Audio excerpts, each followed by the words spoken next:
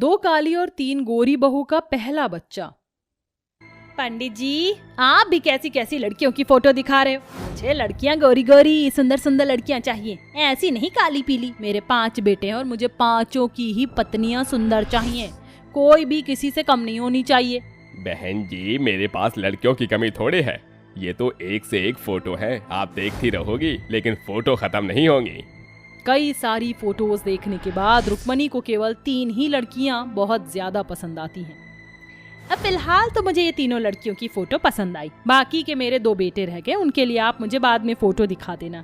अभी आप इन तीनों लड़कियों के घर वालों से रिश्ते की बात करो। ठीक है बहन जी, जैसा आप कहो। ऐसा कहकर सारी की सारी फोटोज पंडित जी अपने झोले में रख लेते हैं और बाकी की 3 फोटोज वो अलग से निकाल लेते हैं, जिनके घर वालों से पंडित जी को बात करनी होती है। इधर पंडित तीनों लड़कियों के परिवार वालों से रिश्ते की बात पक्की करवा लेता है, तो उधर रुक्मणी के 2 छोटे बेटे अपनी पसंद की लड़की से शादी कर लेते हैं और उन्हें अपने साथ घर ले आते हैं। माँ, हम आपको बताना तो चाहते थे, लेकिन क्या करें, बताने का समय ही नहीं मिला। हाँ माँ, इन दोनों से मिलो, ये दोनों हमारी पत्नियां हैं, आज ही हमने इनसे शादी की है। अपनी काली बहुओं को देखते ही रुक्मणी का खून खौल उठता है और वह जोरदार तमाचा अपने दोनों बेटों के मुंह पर मारती है। तुम्हारा दिमाग खराब हो गया क्या? तुमने मुझे एक बार भी नहीं पूछा, तुम्हारी हिम्मत कैसे हुई मुझसे बिना पूछे शादी करने की? और ये कैसी लड़कियों से शादी की है? इनका रंग देखो कितना काला है। अरे ये दोनों हमारे घर की बहू बनने के लायक ही नहीं हैं। माँ, आप ये कैसी बातें कर रही हो? किसी के गोरे या काले रंग से आप उसके बारे में ऐसा नहीं कह सकती। ये मेरी पत्नी है और मैं इसी के साथ रहूंगा। माँ, मैं इसे नहीं छोड़ूंगा, फिर चाहे मुझे इस घर से ही जाना क्यों ना पड़े। आजाद अपनी पत्नी रजनी का हाथ पकड़ता है और वहां से जाने लगता है। वहीं निखिल भी इसी तरह बरखा का हाथ पकड़कर वहां से जाने लगता है। अपने दोनों बेटों को जाते हुए देखा रुक्मणी से रहा नहीं जाता, उसकी ममता बाहर आ जाती है और वह अपने दोनों बेटों को रोक लेती है। ठीक है, तुम दोनों ने मेरी एक नहीं सुनी, लेकिन मैं तुम्हें अपनी आंखों से अलग नहीं होने दे सकती। आखिर तुम मेरी औलाद हो, तुम्हारी गलतियों को माफ करना तो पड़ेगा ही। रुक्मणी अपनी दोनों काली बहू का बेमन से गृह प्रवेश कर देती है। इसके बाद वो अपनी दोनों काली बहुओं के ऊपर ध्यान देना बिल्कुल बंद कर देती है और अपने तीनों बड़े बेटों की शादी में लग जाती है। कुछ ही समय में वह अपने घर में अपने तीनों बेटों की गोरी बहुओं का गृह प्रवेश करती है। आओ बहू आओ, घर में आओ, तुम बहुत सुंदर लग रही है, बिल्कुल घर की लक्ष्मी की तरह। रुक्मणी के कहने पर उसकी तीनों गोरी बहू घर के अंदर आ जाती हैं। ये क्या, बहुत गर्मी हो रही है यहाँ पर, आपने कुछ इंतजाम नहीं करवाया? इतने गरीब हो क्या, आपके घर में एक एसी तक नहीं है। ऊपर से ये भारी भारी लहंगे भी बहुत हैवी लग रहे हैं। हाँ जी, पहले हमें हमारा कमरा दिखा दीजिए, हम पहले थोड़ा आराम करेंगे। अरे हाँ हाँ, क्यों नहीं, चलो आओ, मैं तुम्हें तुम्हारे कमरे में छोड़ आती हूँ। रुक्मणी अपनी तीनों गोरी बहू को उनके कमरे में छोड़ कर आती है, जिसके बाद उसकी तीनों बहुएं अपने कमरे में आराम करने लगती हैं। तो वहीं दूसरी तरफ रुक्मणी अपनी दोनों काली बहुओं से आकर कहती है, तुम दोनों यहाँ क्या कर रही हो? चलो जाओ, तुम्हारी जेठानी आई हैं, उनके लिए खाने के लिए बनाओ, उसके बाद उनकी बाकी की रस्में भी करवाई जाएंगी। ऐसा कहकर रुक्मणी वहां से चली जाती है और उसके जाने के बाद उसकी दोनों काली बहू एक दूसरे से कहती हैं, हम लोग इस घर में आए थे तो माँ जी ने हमारी एक भी रस्म नहीं करवाई। हाँ, तुमने सही कहा, लेकिन इसमें गलती भी तो हमारी है, हमने उन्हें बताए बिना ही शादी कर ली। तभी रसोई के बाहर निखिल ये सब सुन लेता है। ओहो, तुम भी ना, तुम्हें टेंशन लेने की जरूरत नहीं है। जैसे भाभीयों की सारी रस्में होंगी वैसे ही तुम्हारी भी करवा दी जाएगी, मैं माँ से कह दूंगा। निखिल ये बातें अपनी माँ से जाकर कह देता है, लेकिन उसके जाने के बाद रुक्मणी को बहुत तेज गुस्सा आता है। कल्लो मैया को मैं अपनी बहू के आसपास बिना भटकने दूं, रस्मों की तो बहुत दूर की बात रही। रुक्मणी अपनी काली बहू से घर के काम करवाती है, तो वहीं अपनी गोरी तीनों बहू से रसोई की पहली रस्म और मुंह दिखाई की रस्म, जिसमें उन्हें शगुन मिलता है, वो सब करवाती है। ऐसे ही धीरे धीरे कुछ दिन बीत जाते हैं और अब रुक्मणी अपनी दोनों काली बहू को घर की नौकरानी से ज्यादा कुछ नहीं समझती है। ना ही उसकी तीनों गोरी बहू अपनी देवरानियों के ऊपर बहुत हुक्म भी चलाती हैं। सैंडविच और कोल्ड ड्रिंक अभी तक तैयार नहीं किया क्या तुम दोनों ने? सुनो, मेरा कमरा बहुत गंदा हो रहा है, जाकर उसकी सफाई कर देना। आज की डिनर में कुछ खास बना देना, हमारे फ्रेंड्स आने वाले हैं घर पर। उन दोनों की बातें सुनकर रुक्मणी ऑर्डर देते हुए अपनी दोनों काली बहू से कहती है, हाँ, शक्ल क्या देख रही हो, जो कहा गया है जल्दी जाकर करो। उसके कहने पर बरखा और रजनी दोनों ही काम करने चली जाती हैं। उन दोनों को अपनी देवरानी और सास का बुरा तो बहुत लगता है, लेकिन वो किसी से कुछ नहीं कहती। धीरे धीरे कुछ वक्त बीत जाता है और अब एक साथ वो पांचों प्रेग्नेंट हो जाती हैं, जिसमें रुक्मणी फिर से भेदभाव करती है। वो अपनी गोरी बहुओं का बहुत अच्छे से ख्याल रखती है, तो वहीं अपनी काली बहुओं से घर के सारे काम करवाती है। देखो, तुम दोनों काम चोरी करती रहती हो, जाओ मेरी तीनों गोरी बहुओं के लिए कुछ खाने के लिए बनाओ। गर्भवती हैं वो तीनों और इस समय उनके खाने पीने का अच्छे से ध्यान रखना होगा। जी माँ जी। वैसे जेठानियों के लिए बनाना क्या है ये बता दीजिए। रुक्मणी उन्हें खाना बता देती है, जिसके बाद वो दोनों जाकर अपनी तबीयत खराब में भी रसोई में खड़ी होकर खाना बनाती हैं और अपनी जेठानियों को देने जाती। एक तरफ रुक्मणी की तीनों गोरी बहुओं बिस्तर से उठती ही नहीं, तो दूसरी तरफ उसकी दोनों काली बहू सारा सारा दिन काम करती रहती हैं। देखते ही देखते उनकी डिलीवरी का समय आ जाता है। पहले उसकी तीनों गोरी बहू को लेबर पेन शुरू हो जाता है। जैसे ही उन्हें अस्पताल लेकर जाया जाता है, तो वहीं उसकी काली बहू को भी लेबर पेन शुरू हो जाता है, जिसके चलते उन पांचों की डिलीवरी एक साथ होती है। लेकिन रुक्मणी की काली बहू की डिलीवरी तो नॉर्मल होती है, लेकिन गोरी बहू की डिलीवरी में दिक्कत आती है। देखिए, आपकी तीनों गोरी बहू की डिलीवरी हमें ऑपरेशन से करनी होगी, क्योंकि प्रेगनेंसी के दौरान कुछ एक्सरसाइज बहुत ज़रूरी होती है, जो कि आपकी बहू ने नहीं की होगी। बाकी आपकी दोनों काली बहू की नॉर्मल डिलीवरी हुई है, आप इनके बच्चों से मिलकर आ सकती हो। डॉक्टर ऑपरेशन से तीनों गोरी बहू के बच्चे निकाल लेते हैं, तो वहीं बरखा और रजनी को बहुत सुंदर और गोरे बच्चे पैदा होते हैं। लेकिन फिर भी रुक्मणी उनकी तरफ देखती तक नहीं। वो सिर्फ अपनी गोरी बहू के बच्चों को ही देखती और उन्हें घर लेकर आती, जहां उसने बहुत बड़ी पार्टी रखी होती है बच्चों के स्वागत के लिए। रुक्मणी बच्चों के फिंगरप्रिंट सफेद कपड़े पर लेती है, उनका बेबी शावर करवाती है। सब लोग बहुत खुश होते हैं, लेकिन वह अपनी काली बहू के बच्चों को पूछती तक नहीं। लेकिन कहते हैं ना, जो जैसा करता है वैसे ही भोगता है। अचानक से सीढ़ियों से उतरते हुए रुक्मणी का पैर फिसल जाता है और वह लुढ़कते हुए नीचे गिर जाती है। उसकी तीनों बहू तो अपने बच्चों को उठाकर अपने कमरे में चली जाती हैं। अरे ये क्या माँ जी, आपको तो चोट लग गई, इन्हें हॉस्पिटल लेकर जाना होगा। चलो माँ जी को अस्पताल लेकर चलते हैं। बरखा और रजनी दोनों अपनी सास को अस्पताल लेकर जाती हैं, जहाँ वो उनकी पट्टी करवाती है। अपनी काली बहू की अच्छाई देखकर रुक्मणी को अपनी गलती का एहसास होता है।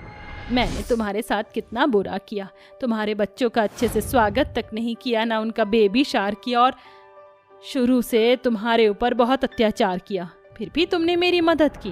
मुझे अपनी गलती का पछतावा हो रहा है, हो सके तो मुझे माफ कर देना। बरखा और रजनी रुक्मणी को माफ कर देती हैं, जिसके बाद रुक्मणी अपनी दोनों काली बहू के बच्चों का भी बहुत अच्छे से स्वागत करती है और उनका बेबी शावर करवाती है, जिसके बाद उसके लिए अब उसकी 5 बहू एक समान होती हैं और वो अब उन्हें बराबर के सम्मान करती है। किंजल अपने माता पिता के साथ एक छोटे से घर में रहती थी। किंजल एक बौनी लड़की होती है, जिस वजह से उसके माता पिता उससे बहुत ज्यादा परेशान रहते थे, क्योंकि किंजल के बौनेपन की वजह से कोई भी किंजल से शादी करने के लिए हाँ नहीं करता था। ना जाने पिछले जन्म में ऐसे क्या पाप किए थे जो इस जन्म में भगवान ने इस बौनी को हमारी किस्मत में लिख दिया। इसके बौनेपन की वजह से कोई भी इससे शादी करने के लिए तैयार ही नहीं होता है। अब हम लोग क्या करेंगे? इन मनहूस की वजह से तो हमारी जिंदगी ही बर्बाद हो गई है। अपने माता पिता की ऐसी बातें सुनकर किंजल को बहुत रोना आता है। किंजल जिस कॉलेज में पढ़ती थी, उस कॉलेज में एक रुपेश नाम का भी लड़का पढ़ता था। रुपेश एक बहुत अमीर परिवार से होता है। रुपेश किंजल को बहुत ज्यादा पसंद करता था, इसलिए इस बारे में अपने घर में बताता है और किंजल के घर पर शादी के लिए रिश्ता भेजता है। अमीर घर से रिश्ता आने की वजह से किंजल के पिता संजय इस रिश्ते के लिए हाँ कर देते हैं और कुछ ही महीनों में किंजल की शादी हो जाती है। भैया ये क्या, भाभी इतनी बौनी है, ऐसा लग रहा है कि आप शादी करके अपनी पत्नी को नहीं बल्कि अपनी बेटी को लाए हो। मैंने तुझे इतनी अच्छी अच्छी लड़कियों की फोटो दिखाई, लेकिन तुझे इस बौनी लड़की में ऐसा क्या दिखा जो तू इससे शादी करके इसे ले आया? अब हर कोई हमारा मजाक उड़ाएगा। रिया और माँ, किंजल मेरी पत्नी है और इस घर की बहू, और मैं अपनी पत्नी के खिलाफ कुछ भी नहीं सुन सकता हूँ। किंजल जैसी भी है वो मुझे वैसे ही पसंद है। रुपेश की बात सुनकर शांति को ना चाहते हुए भी रुपेश और किंजल का गृह प्रवेश करना पड़ता है। किंजल के बौनेपन की वजह से उसे घर के काम करने में काफी परेशानी होती थी, लेकिन वो टेबल पर चढ़कर जैसे तैसे घर के सारे काम किया करती थी। लेकिन इस सब के बावजूद भी किंजल की सास नंद को किंजल के लिए कभी भी दिल में थोड़ी बहुत भी ना दया नहीं आती है और वो उसकी बौनेपन का हमेशा मजाक उड़ाती है। ऐसे ही समय बीतता रहता है और एक दिन देख तो रिया, कैसे चारों तरफ पानी ही पानी हो गया है। इस पानी की वजह से हर जगह कंपनियों को बंद करा जा रहा है।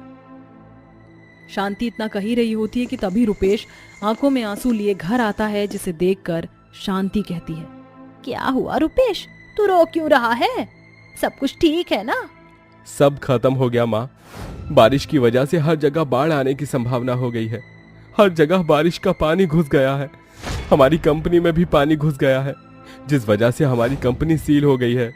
कंपनी की सील होने की वजह से कंपनी ने जिन जिन एम्प्लॉयज को रखने के लिए घर दिया था, कंपनी उनसे घर वापस ले रही है। यानी कि अब ना हमारे पास पैसे कमाने का कोई जरिया है और ना ही रहने को छत है। हम माँ बेघर हो गए। नहीं बेटा, ऐसा नहीं हो सकता। अब हम लोग कहाँ जाएंगे? इस घर के अलावा तो हमारे पास और कोई ठिकाना ही नहीं। अब हम लोग कहाँ रहेंगे? माँ जी, रुपेश जी, आप लोग फिक्र मत करिए, सब कुछ ठीक हो जाएगा। ये सिर्फ कुछ ही समय की परेशानी है। तू तो चुप ही कर। जब से तेरे ये मनहूस कदम हमारे घर में पड़े हैं, तब से हमारे घर की सारी खुशियां ही चली गई हैं। इन सब की जिम्मेदार तू है, सिर्फ तू। अपनी सास की ऐसी बातें सुनकर किंजल रोने लगती है, जिसके बाद अब सारा परिवार घर से बेघर हो जाता है और पूरा परिवार रोड पर आ जाता है। जिसके बाद बचे कुछ पैसों से रुपेश एक किराए का मकान ले लेता है और उस छोटे से किराए के मकान में अब सारा परिवार रहता है। रुपेश अब घर को चलाने के लिए किराने की दुकान पर काम करता है, जहां उसे दिन में 100 से 200 रुपए मिला करते थे, जिससे घर का खर्चा चलाना बहुत ज्यादा मुश्किल हो जाता है। और इन सब का सबसे ज्यादा असर शांति और रिया पर पड़ता है। माँ, हमें कब तक इस गरीबी में जीना होगा? बिना एसी के तो मेरी जान ही निकली जा रही है और रोज रोज ये दाल चावल खाकर ना मैं थक चुकी हूँ। मुझे पिज्जा बर्गर खाना है। बेटा, ये सबसे तो मैं भी बहुत थक चुकी हूँ, लेकिन अब हम कर ही क्या सकते हैं? जब तक तेरे भाई की किसी कंपनी में अच्छी नौकरी नहीं लग जाती, तब तक हमें ये सब कुछ सहना पड़ेगा और ये दाल चावल खाकर ही गुजारा करना पड़ेगा। दूर खड़ी किंजल अपनी सास और नंद की सारी बातें सुन लेती है, जिसके बाद किंजल किचन में खाना बनाने के लिए जाती है। वो देखती है कि राशन का एक भी दाना नहीं है। अब किंजल ठान लेती है कि उसे ही कुछ ना कुछ करना पड़ेगा घर को चलाने के लिए। माँ जी, शादी से पहले मैंने ब्यूटी पार्लर का कोर्स किया था, इसलिए मैं सोच रही हूँ कि क्यों ना मैं ब्यूटी पार्लर खोल लूँ, जिससे कुछ पैसे घर में आएंगे, जिससे हमारा गुजारा अच्छी तरह से हो पाएगा। क्या तू और ब्यूटी पार्लर खोलेगी? तूने अपनी हाइट देखी है? इस हाइट से तू लोगों का मेकअप करेगी? लगता है तुझे? रोज रोज दाल चावल खाने की वजह से तेरे दिमाग में ना जंग लग गया है। कम से कम अपनी हाइट तो देख ले। आई बड़ी ब्यूटी पार्लर खोलने वाली। ब्यूटी पार्लर का तो पता नहीं, लेकिन तुम एक काम कर सकती हो, जोकर के कपड़े पहनकर तुम लोगों का एंटरटेनमेंट कर सकती हो। शायद उसी से कुछ पैसे तुम्हें मिल जाए। माँ जी, रिया, बौना होना ना कोई पाप तो नहीं है। दुनिया में ऐसे कई इंसान हैं जो बौने हैं, लेकिन इसका मतलब ये नहीं कि वो अपनी जिंदगी में कुछ कर नहीं सकते हैं। आप मुझ पर विश्वास तो करिए। मुझे पूरा यकीन है कि मेरा ब्यूटी पार्लर जरूर चलेगा। अगर तुझे इतना ही यकीन है तो खोल ले ब्यूटी पार्लर, लेकिन मैं तेरे इस काम में एक भी पैसा नहीं लगाने वाली। कहीं मेरे पैसे डूब गए तो क्या होगा? वैसे ही पैसों की इतनी परेशानी चल रही है। ब्यूटी पार्लर खोलने के बाद से किंजल बहुत खुश हो जाती है, जिसके बाद किंजल जाकर अपनी एक सोने की चेन को बेच देती है और उससे मिलने वाले पैसों से छोटी सी दुकान किराए पर लेकर और मेकअप का सामान लाकर अपना ब्यूटी पार्लर खोलती है। ब्यूटी पार्लर खोलने के कुछ दिन तो किंजल के पार्लर में कोई भी नहीं आता, लेकिन एक हफ्ते बाद किंजल के पार्लर के बाहर एक बड़ी सी गाड़ी आकर रुकती है और उसमें से एक लेडी नीचे उतरती है।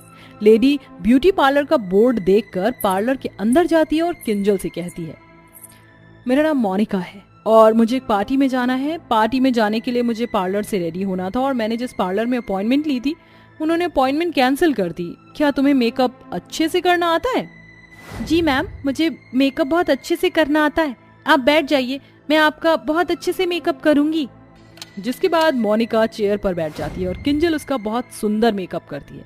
इतना सुंदर मेकअप मोनिका ने पहली बार देखा था, जिसे देखकर मोनिका बहुत खुश होती है और कहती है, वाओ, इतना सुंदर मेकअप मैंने आज से पहले इतना सुंदर मेकअप कभी नहीं देखा। बताओ इस मेकअप के तुम कितने चार्जेस लोगी? मैं तुम्हें मुंह मांगी चार्जेस देने के लिए तैयार हूँ। मुझे तो लगता है आज पार्टी में सबसे ज्यादा सुंदर मैं ही लगूंगी। मोनिका इतने अच्छे मेकअप के लिए किंजल को बहुत ज्यादा पैसे देती है, जिसे देखकर किंजल बहुत ज्यादा खुश हो जाती है। मोनिका जिस पार्टी में जाती है उस पार्टी में सभी को मोनिका का मेकअप बहुत ज्यादा पसंद आता है, जिसके बाद मोनिका सबको किंजल के ब्यूटी पार्लर के बारे में बताती है। अब हर कोई मेकअप के लिए किंजल के ब्यूटी पार्लर में ही आया करता था। देखते ही देखते किंजल अपने एरिया में पार्लर वाली के नाम से फेमस हो जाती है और कुछ ही महीनों की कड़ी मेहनत के बाद अपना एक बहुत बड़ा पार्लर खोल लेती है और उस किराए के मकान से निकलकर एक बड़े से घर में चली जाती है, जिसके बाद अब किंजल के ससुराल वाले पहले की तरह ही रहते हैं। ये सब देखकर किंजल की सास और नंद को अपनी गलती का एहसास हो जाता है और वो किंजल से माफी मांगते हैं। किंजल बहू, मुझे माफ कर दे, मैंने तेरे बौनेपन का इतना मजाक उड़ाया, लेकिन मैं नहीं जानती थी कि तू इतना सब कुछ कर लेगी और आज तेरी वजह से ही हम लोग उस गरीबी से निकल पाए हैं। भाभी मुझे भी माफ कर दो, मैंने भी हमेशा आपके बौनेपन का मजाक उड़ाया, अब मैं कभी भी किसी का मजाक नहीं उड़ाऊंगी, मुझे माफ कर दीजिए। किंजल शांति और प्रिया को माफ कर देती है। अब किंजल और उसका पूरा परिवार खुशी खुशी एक साथ रहते हैं।